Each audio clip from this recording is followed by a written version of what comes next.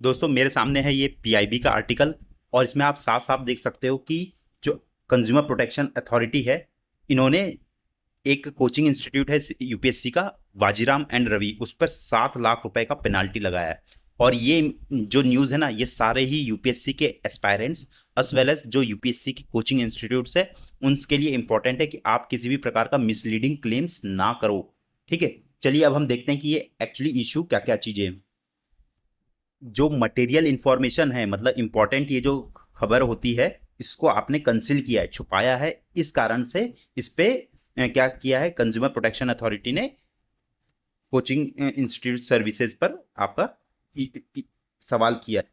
ये देखिए, ये है खबर की जो सेंट्रल कंज्यूमर प्रोटेक्शन अथॉरिटी है, इन्होंने क्या काम किया है, एक फाइनल ऑर्डर निकाला किस पे, Vajiram and Ravi IAS study centre. जो आप अगर यूपीएससी का कर रहे हैं तो आपने बिल्कुल इनका नाम सुना होगा, ये बहुत बड़ी आपका कोचिंग है, जिस पर क्या किया है, 7 लाख रुपए का जुर्माना लगाया है। क्यों? क्योंकि इन्होंने मिसलीडिंग क्लेम किया है ना। और किसके तहत लगाया? कंज्यूमर प्रोटेक्शन एक्ट के तहत लगाया।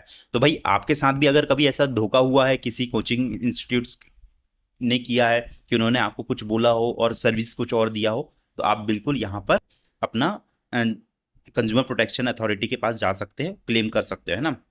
ठीक, ये चीज़ यहाँ से हमको पता चल रही है। तो चलो अब हम आगे और चीज़ देखते हैं कि एक्चुअली में इनको क्या मिला है। या जो आगे आप ये देख पा रहे होंगे कि जो सेंट्रल कंज्यूमर प्रोटेक्शन अथॉरिटी है उनके बारे में बताया गया है कि जो सेंट्रल कंज्यूमर प्रोटेक्शन अथॉरिटी आपकी हेड किससे करती है, एक चीफ कमिश्नर से ये हेड करेगी।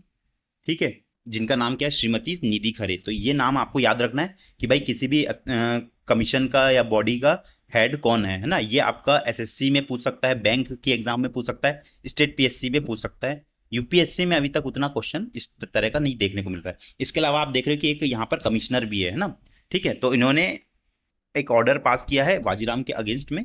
तो अब हम देखते हैं कि भाई क्या क्या चीज़ें हैं, इन्होंने क्या चीज़ इशू क्रिएट किया है। तो अब हम इसको देखते हैं क्या क्लेम है। इन्होंने देखो, जो यूपीएससी सिविल सर्विसेज 2023 थी ना, उसमें इन्होंने कुछ क्लेम किया था। ये है आपके महाभयानक जो इन्होंने क्लेम किया है कि टॉप 10 में भाई इनके किया है 8 रैंक होल्डर हैं, टॉप 50 में इनके कितने 37 रैंक होल्डर हैं। और ये बोल रहे हैं कि लगभग हर साल 30% जो सिलेक्ट हो रहे वहाँ, वो कहाँ से हो रहे हैं, हमारे ही इंस्टीट्यूट से हो रहे हैं। ठीक है, तो अब भाई जो कंज्यूमर प्रोटेक्शन अथॉरिटी, उन्होंने सोचा कि चलो देखते हैं कि ये क्लेम जो है कि टॉप 10 में से 8 और टॉप 50 में से 37, ये कितने हैं। तो देखो, ये है इंस्टीट्यूट के क्लेम और जो है ये इनकी फाइंडिंग्स की क्या क्या फाइंडिंग रही। अब ये देखो, जो इन्होंने बोला कि टॉप 10 में से 8 हमारे हैं, तो इन्होंने पाया कि जो इन 8 में से 7 बच्चे कौन थे, only free interview guidance program वाले थे, फ्री वाले थे। ये क्या होता है, जब प्रीलिम्स और मेंस हो जाता है तो इंटरव्यू के टाइम पे आपको बस ये देने के लिए आपको बुला लेते हैं कि हाँ आप इंटरव्यू दे दो। तो वो आपसे तो फ्री में करवा लेते हैं और अपना यहाँ पर क्लेम करते रहते हैं, इसी कारण से ये चीज़ आता है। अब यहाँ देखो, टॉप 50 में 37 बोले, और एक्चुअली में क्या हुआ है, जो 29 है इन 37 में से वो कौन है, आपके फ्री इंटरव्यू गाइडेंस प्रोग्राम के। और ये जो 30% वाला जो क्लेम था ना, ये वाला, इसमें भी क्या पाया गया है कि आपका 86% कौन है, जो इंटरव्यू गाइडेंस प्रोग्राम में हो रहे हैं। ये 21 की खबर है। सेम चीज़ आपको 22 में भी देखने को मिलेगा, 23 में भी क्लेम देखने को मिलेगा और 24 में भी यही सेम क्लेम देखने को मिलेगा। इसका मतलब क्या हुआ कि जो इंस्टीट्यूट्स हैं, चाहे वो वाजीराम हो या दूसरे इंस्टीट्यूट्स, भी कहीं ना कहीं ऐसा ही कुछ करते हैं कि वो फ्री इंटरव्यू गाइडेंस प्रोग्राम कराते हैं और फिर उसका क्लेम करते हैं कि भाई ये हमारे स्टूडेंट्स हैं। लेकिन वो ये नहीं बताते कि वो हमारे यहाँ से क्या पढ़ा है। और यही चीज़ इन्होंने सीसीपीए ने, मतलब कंज्यूमर प्रोटेक्शन अथॉरिटी ने बोला है कि ये आपने ये चीज़ का छुपाया हुआ है ना। ठीक है, तो यहाँ पर उन्होंने बोला है कि जो प्रीलिम्स और मेंस के लिए institute had no academic contribution. तो ये एक इंपॉर्टेंट चीज आपको देखने को मिल रही है। ठीक है, अब हम इसमें ना और कुछ कुछ चीजें देख लेते हैं कि इन्होंने मतलब क्या एग्जैक्टली चीज बोला है। तो ये बोला है कि non disclosure of the specific courses, कि भाई कि क्या कोर्स ये पढ़ाते थे, ये सब चीज तो नहीं बताया। क्यों? क्योंकि इन्होंने बच्चों ने जो सिलेक्ट हुए उन्होंने सिर्फ इंटरव्यू का ही ना गाइडेंस लिया, उन्होंने ना कोई टेस्ट सीरीज लिया, कोई सब्जेक्ट कोचिंग लिया, ये सब नहीं लिया है ना, फुल लेंथ क्लासरूम नहीं किया ज़्यादातर ने। ठीक है, तो इसलिए उन्होंने क्या किया है, जो डेफिनेशन है इसकी मिसलीडिंग एडवर्टाइजमेंट की, इस पे आ गया है ना।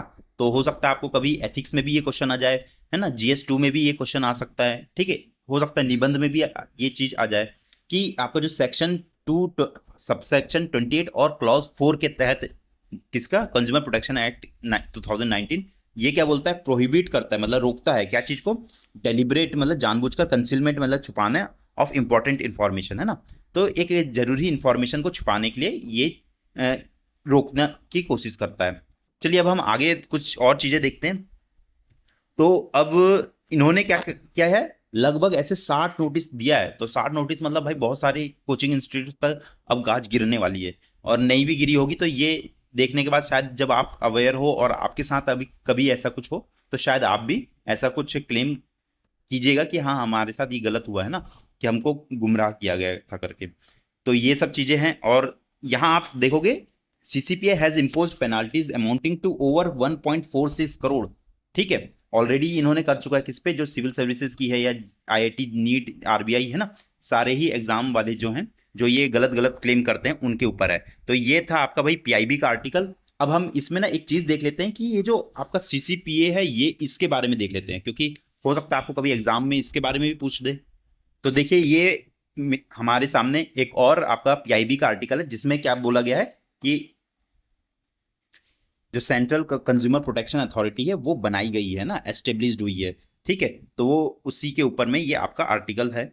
तो चलो देखते हैं यहाँ पर जो जो इंपॉर्टेंट है मैंने ऑलरेडी हाईलाइट कर दिया है ना। तो जो आपका कंज्यूमर प्रोटेक्शन एक्ट है 2019 उसके तहत, उसके सेक्शन 10 के तहत बना है ना, ये चीज याद रखना। ये चीज आपको स्टेट PSC और UPSC में जब मेंस लिखना होगा तब काम आएगा कि सेक्शन 10 जो है consumer central consumer protection authority बनाई गई है, ठीक है, और ये एस्टेब्लिश कब हुई है, 24 जुलाई 2020 से।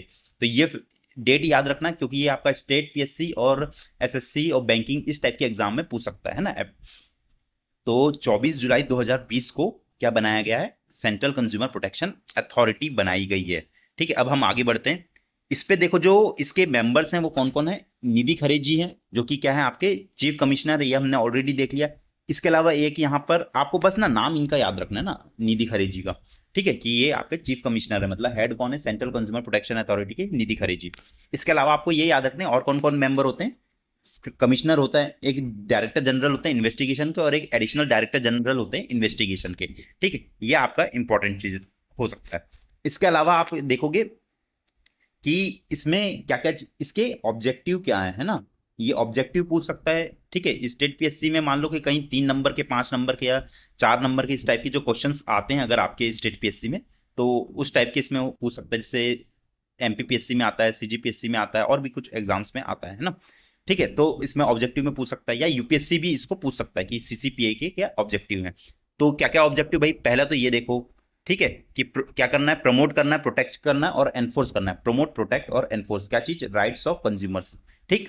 फिर दूसरा क्या है आपका कि कंडक्ट इन्वेस्टिगेशंस, ठीक है, into violations of consumer rights, ठीक है। तो पहला प्रमोट, प्रोटेक्ट, एनफोर्स करना है, दूसरा कंडक्ट करना है इन्वेस्टिगेशन, तीसरा आपको इंस्टीट्यूट करना है क्या, कंप्लेंट से प्रोसिक्यूशन, ठीक है, कोई केस वगैरह लगाना है, कुछ रिकॉल करना है मतलब वापस बुलाना है अनसेफ गुड्स एंड सर्विसेज का, ठीक है। और तो आपने पिछले कुछ सालों में देखे होंगे बहुत सारे ऐसे खाने पीने की चीज़ों पर भी रिकॉल वगैरह आता है, इवन मतलब जैसे वॉक्सवैगन अपनी कारों को रिकॉल करता है, या नेस्ले का मैगी का रिकॉल हुआ था, है ना, ये सब चीज़ आप सोच सकते हो। फिर उसके बाद कुछ discontinuation of unfair trade practices और मिसलीडिंग एडवर्टाइजमेंट, जैसे मिसलीडिंग एडवर्टाइजमेंट का एग्जांपल यही जो अभी वाजीराम वाला आप ये जो केस देख रहे हैं ये बोल सकते हैं ना। और इसमें कुछ पेनाल्टीज को इम्पोज कर सकते हैं इस पे मैन्युफैक्चरर्स पे, एंडोर्सर्स पे और पब्लिशर्स पे फॉर मिसलीडिंग एडवर्टाइजमेंट, जो इन्होंने अभी वाजीराम पर किया हुआ है ना, ठीक, ये चीज हुआ। अब देखो ये तो कुछ कुछ रूल्स हैं जो मतलब इस पे लग रहे हैं, तो आपको थोड़ा ध्यान देना है इसका, बस थोड़ा याद रख लेना पहले वाले का, अदरवाइज इतना एग्जैक्टली ये काम का नहीं है। अब आपके काम का एक और चीज क्या जाता है कि एक तो national consumer disputes redressal commission, ये भी एक आपका अथॉरिटी बनी है, और ये एक प्रकार से एपेलेट अथॉरिटी है कि जो CCPA के जो आपका जजमेंट्स है उसमें अगर आपको किसी प्रकार का डिस्प्यूट्स है या फिर आपका ये उसमें कुछ आपको ग्रीवेंसेज है तो आप वहां पर रिड्रेसल के लिए जा सकते हैं, किस पे, national consumer disputes redressal commission पर जा सकते हैं, जो कि आपका कहाँ से इफेक्टिव हुआ है 24 जुलाई 2020 से ये भी बना है। ठीक है, इसके अलावा आप देखोगे बहुत सारे जो रूल्स वगैरह हैं उनमें भी ये लगता है जैसे ई कॉमर्स के रूल हैं, है ना, और भी बहुत सारे ऐसी चीज़ें आपके इसमें कंज्यूमर प्रोटेक्शन अथॉरिटी पर आता है। ठीक, तो आज के लिए इतना ही रखते हैं। Thank you.